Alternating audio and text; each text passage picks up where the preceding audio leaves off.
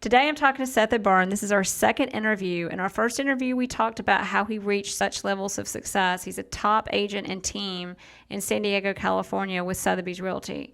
Today we're going to tap into what really made him successful. It was his content marketing. We're going to talk about the best tips on doing it, how to do it, and how we use that to attract the best customers and clients.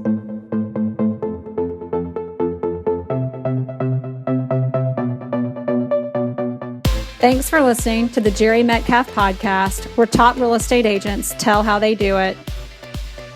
This podcast is to share knowledge for realtors and raise awareness for Give Back Homes, where real estate professionals work together for social good. Jet Centers Aviation, Bentley Atlanta, Legends Global, thank you for your sponsorship. We are back. We have Seth O'Byrne on an interview again.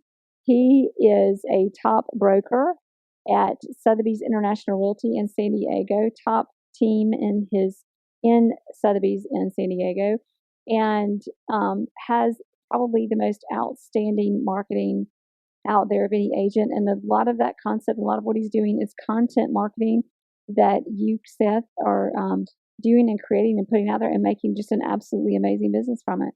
So we're going to talk about that today and how you do it. Awesome. That sounds great. Yeah. Thanks for having me. Yeah. So tell us first, I know you've got a passion for writing and creativity. Tell us exactly how you figured this out, the content marketing, what that composes of. For example, social media, video, TV shows. Elaborate for me on that. That's a good question. I think like anything in business, it's kind of like both trial and error and also kind of a hilarious comedy of accidents that just kind of, one thing matches with another and you start, creating something kind of cool or interesting and sometimes hopefully special and memorable through, connecting the dots. I started blogging very early into WordPress. I would say that was all the way back in probably about 2004, right when I started into real estate. Blogging had sort of become something that people were talking about. The internet was nothing compared to what it is today, as I know you all know. But I started writing stories about my clients, stories about my experiences. I come from a different lens because one of my majors is in business with the emphasis in real estate from USD. My other major was in English.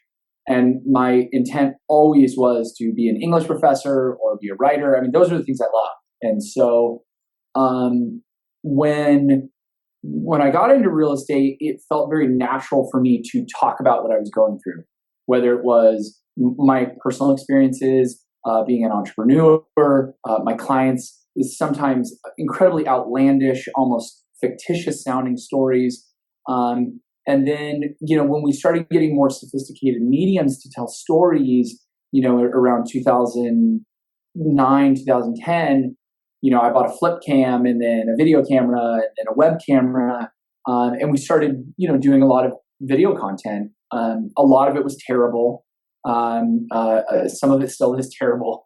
And, but trial and error, we ended up, eventually, if you kept getting up to bat, we ended up doing some media that really worked and got us noticed. I think one of the things that's always been a consistent string that's kind of strung together all of our successful content is it has to be truly original. People are not thirsting to read a different person saying the same thing. I recognize that not a lot of people want to hear what I have to say about real estate interest or about mortgage interest rates if they can go on bankrate.com or CNN and hear it from a more credible source. But there's not a more credible, authentic source to hear about the story of day-to-day real estate than a real estate agent who's actually on the ground. So was that a process of figuring it out? I remember when we met at a global networking event, you talked about, I just wrote every day and you might have 2 people read it and 3 people read it. And I just kept writing. And now you write things and you just released a video and you had in 2 weeks, Rex and Rhonda video, you had 170,000. Yeah. I mean, it's it's actually adding up as we speak. So I'm hoping by Friday we'll have 180,000 views in, now that'll be 2.5 weeks. And it may end up being 1 million views before we know it. So. Yeah. You always hope for 1 million, but, we don't know. That's the thing about viral marketing is you don't really know if it's viral until it is or isn't, right? Exactly. So, yeah. So there's that component. And then in content marketing, you've got, I know you're on TV shows. I think you're on 2, is it? Yeah, we've done a lot in TV. Yeah. So we're on 2 TV shows. We've been on many radio shows, both as a consistent guest. We hosted a show for a short period of time. And we still come on as sporadic guests, both on local television and local radio, but then we have some scheduled stuff that we do on a regular basis, mostly in the TV space. So most real estate agents, we're getting up every day and showing houses and calling clients and, doing our time blocking, making our phone calls, checking the market, and just being real estate agents. Where did you come in? How did you figure out? You're one of the first people you've got to be, because you've been doing it for so long. You've been doing it before content marketing was anything people talked about. Yeah. Where did you, part of it you did it sounds like just because it was fun and you enjoyed it. But obviously, do you have any way of tracking the results that you get out of this? And what are the results you get out of it besides the opportunity to be creative and have fun and brand yourself a little? Yeah, so I don't think I would have created as much content as I've created if I didn't just want to create it. And I think, I just spoke at the California Association of Realtors annual summit expo. The 100 most influential real estate agents in Southern California, by the way. Yeah, that was for that. Yeah. It was awesome. And, it was a huge room. I mean, there's a lot of people to picture naked. It was thousands of people. And did you just say a lot of people had to picture naked? Is that it? That's the trick? Okay. Yeah, it was 3,000. Yeah, it was Woodstock. But no, when I was up there, I was nervous, but I probably gave one of the more honest answers to content generation, because people, the question was asked, how do you create content? How does a regular agent tell a good story? Blog about something in an interesting manner, take a cool photo, do something good on, Instagram or social or Facebook or Twitter that gets attention and actually has the wheels move after it, creates some sort of result that is good for your business. Honestly, I don't think it's very difficult to fake it. If you're not a content creator, you should probably hire someone who is. Mm-hmm. Or have someone around you, or even though I hate to say it, maybe hire an outside company. I'm not an enormous fan of outside consultants a lot of times, because outside consultants, they cookie cut, their business plans. And I think if the whole point of our business is to create original content, it has to be created from a unique voice. But I would say, what I was saying is, basically, I want to create original content. I thirst to tell about the story that I'm going through, that my clients are going through, that we're seeing in the marketplace. Not just how it looks and how it seems, but how it really feels at a deeper level. And because I want to do it, I'm not discouraged when it doesn't work. And sometimes if you're always looking for results in your content, you can get so easily discouraged, because probably 20 pieces of content won't work. And what you see is you're following other brokers or other, maybe the $1 Million Listing guys or people on HGTV or the Property Brothers. You're following people that have national awareness and millions of followers. And you realize it's with that sort of content, those people are so credible as figureheads, they can create terrible content and have it wildly successful, because people just want to know what they're doing. Us as, the small fish in the big pond, our content will never get 1 million views, and so you have to learn to gauge it differently. How I've, and also you have to not be discouraged when you create content, because quite honestly, you can be the most brilliant content generator in the world, but if your audience is small, you have to recognize that you can have small. Well, and there's 2 important things about what you're talking about. And number one, in our business, if you're just you've got a huge team, but even if you're an individual agent, the amount of business we need is not that. We don't need that much to make a good career. We don't need a lot of people. We need really good people. Yeah. And if you create really good content like you create, you're going to get you will get really good people. It's not that you have to have 1 million people like the guys on $1 Million Real Estate Listing. It's the good content generates the good people, generates the good business, and going really deep on that.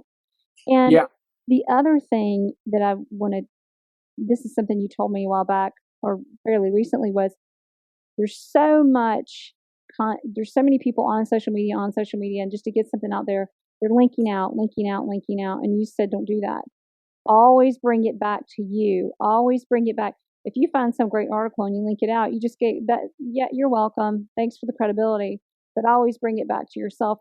And so that's really inspired me to really hone in on create. I actually enjoy creating the content. It was meeting you that made me realize for a long time, I thought, that stuff is a lot of fun, but I've got to sell houses. Yeah. Like, you got a day job too, right? The movies are fun, and I did one, and I was, as a result of it, I was all over the place and in a magazine, but I got to sell houses, and seeing you do it is like, wait a minute, this is actually part of selling houses, because the ability to create that content means the ability to send the message. We're not just putting your house in a listing. We're not just talking about it. We're able to create and send a message about our properties that people need to receive and capture the attention from the buyer.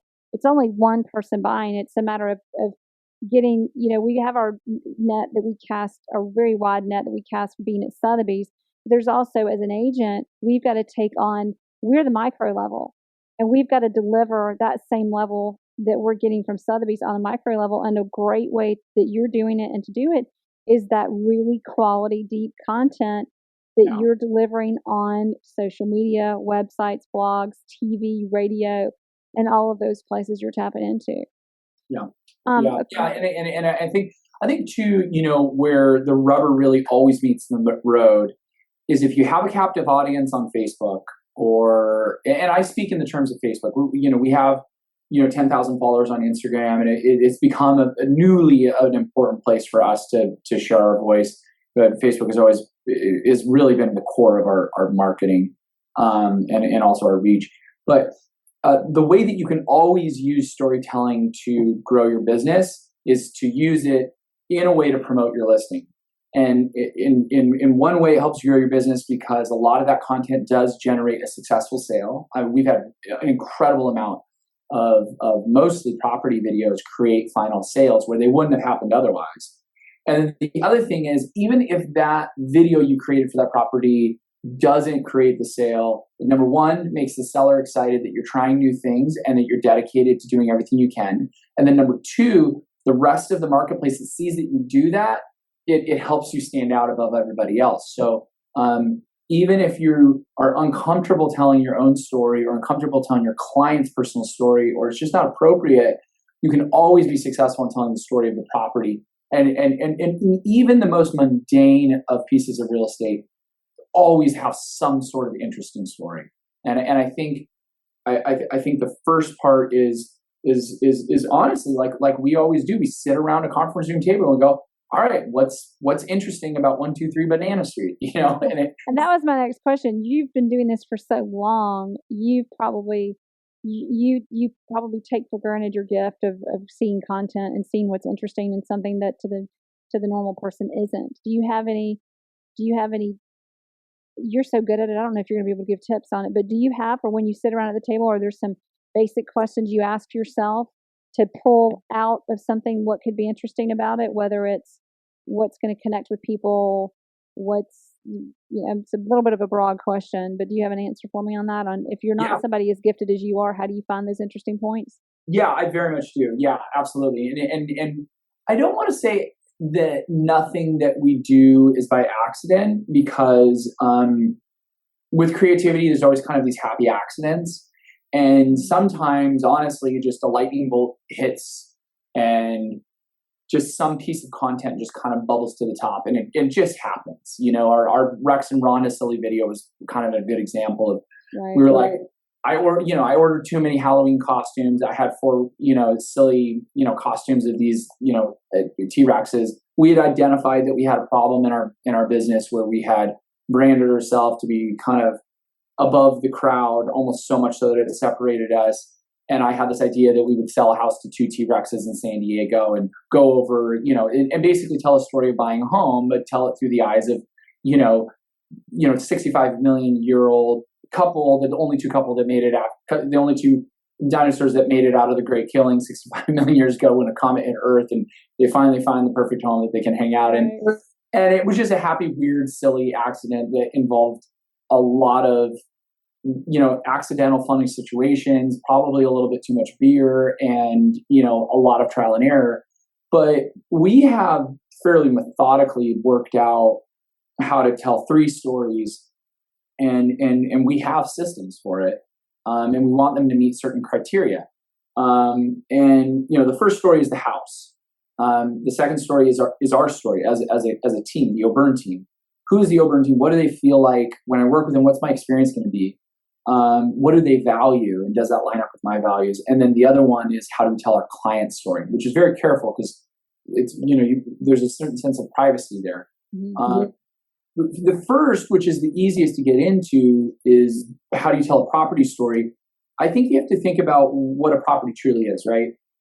First of all, it's not about the numbers of bedrooms and bathrooms. It's not about how many places you can go to the bathroom. It's not about how many places you can go to sleep. Not about the toilets.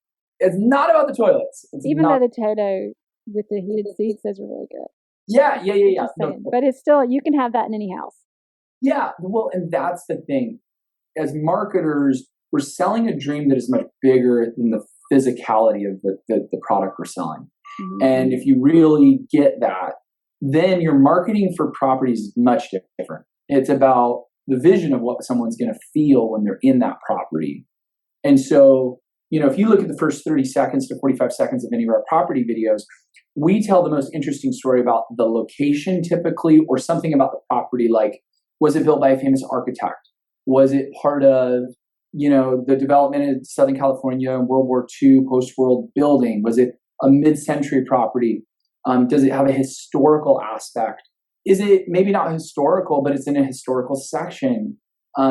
And then, honestly, we don't know everything. We go in and we Google. We're on Wikipedia. We're understanding, this section was founded by the Spanish in 1810, and this used to be Mexican territory, and you can see old buildings over this hillside that harken back to a different time.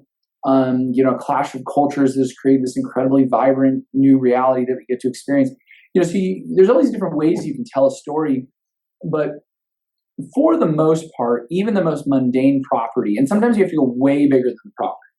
If the property is a silly little 1-bedroom, 1-bath condo in a fairly boring section of town near a Target supercenter, it's going to be difficult. But maybe the story that you tell is the story of who the possible buyer could be, and what their experience is, and how this home, we always talk about, the pride of ownership. Well, tell me a story about pride of ownership. Like, what is a story about someone who could buy that, and how that could be a stepping stone, and not just their portfolio, but their life stages. I think we all have things that seem really mundane at the time that ended up being extremely important steps in a much bigger and more important staircase. And so I think if you can take something and tie it to a concept, and out here in Southern California and San Diego, it's really easy for us because we can tell the story of vacation, relaxation, retirement, second home, sailing, surfing, running, biking, socializing. And the ocean itself is always a big centerpiece of every story we tell. But when we tell a story about the ocean, we tell a story about how, what happens when the ocean meets the shoreline. The industry happens, lifestyle and leisure happens, development, economic opportunity happens, freight ships come in, but also sailboats come in that sailed here, for 8,000 miles from Hawaii. There's cool stories. And I think and this I think is my most important thesis that I always try to pound in is, if you look at mailers that you would mail out to, say, your farm of 1,000 houses, typically, and for many decades, realtors as marketers, both the properties and their services, put about 80% of their time into disseminating the marketing and about 20% of their time into creating the content. Yes. So they're like, here's my headshot, here's my phone number. Maybe back then it was your landline, now it's your email address. And here's an engaging photo, and here's a value proposition. Really simple, extremely templated. You take very little time thinking about it, probably less than 30 minutes. And then you spend hours and hours and hours either canvassing a neighborhood, walking it, or mailing it out. Now it's the complete opposite. You can click send in a fraction of a second and blast your marketing out to millions and millions and millions of people, especially when you start adding up the connections of other people on social media that will eventually see your content.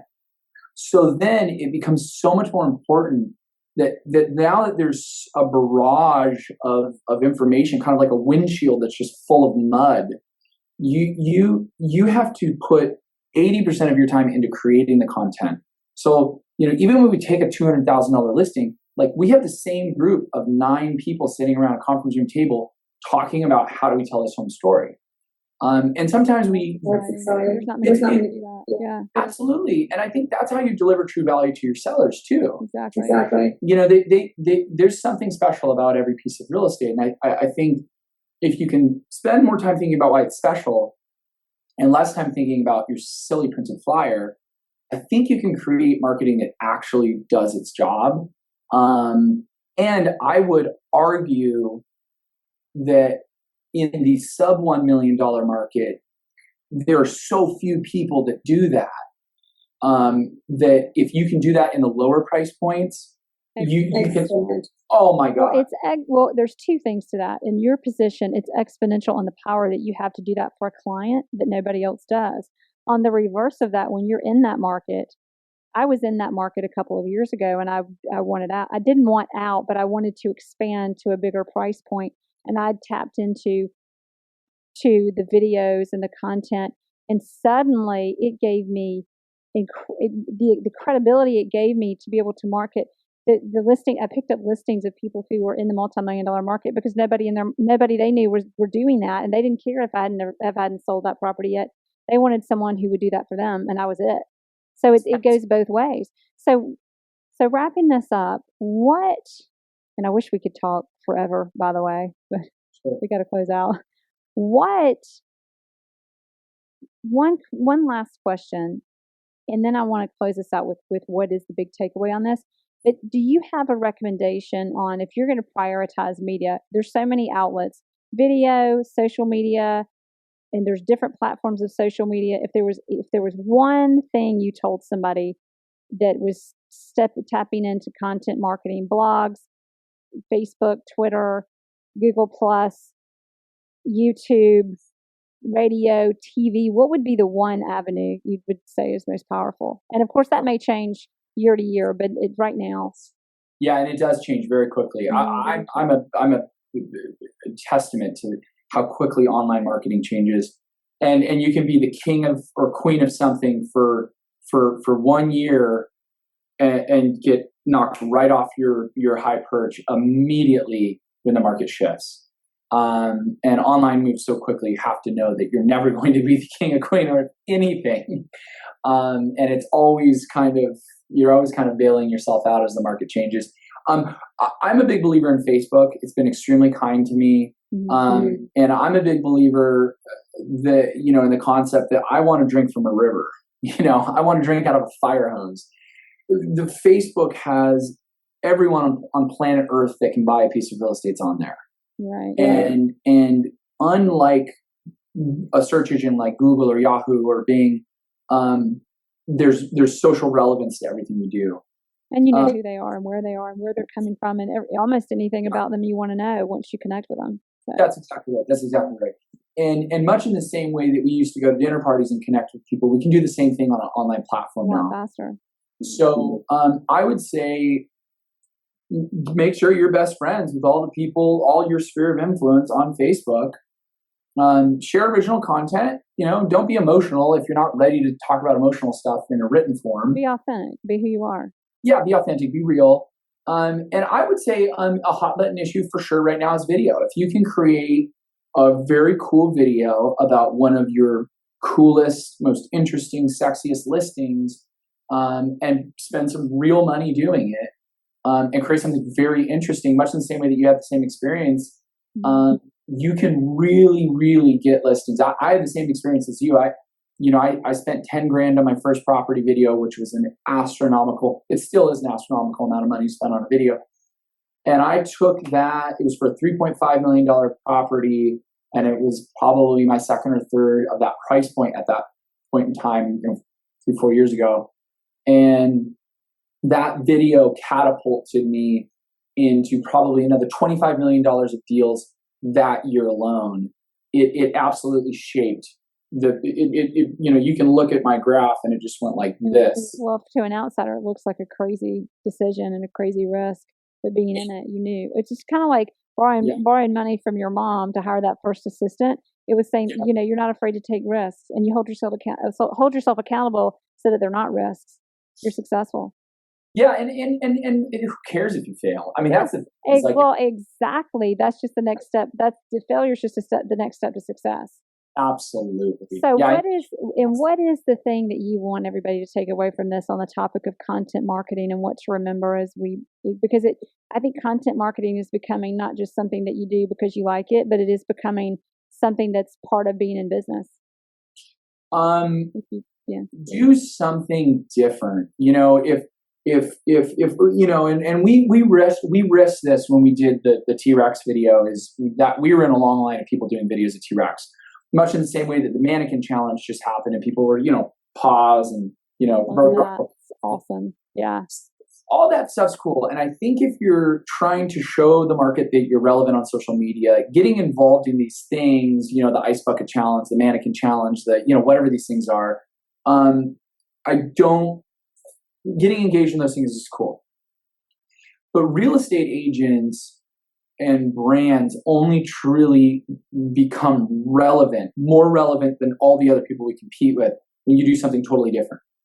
And the example that we had is when we started showing homes in helicopters back in 2012, our name became extremely well known in San Diego in 6 months. We got on every single news outlet. Everyone on the radio wanted to talk to us. We got national press with the Wall Street Journal. The LA Times talked about us. NBC talked about us. We did something that was totally different. And that's incredible. And I've never seen anybody else do that, by the way.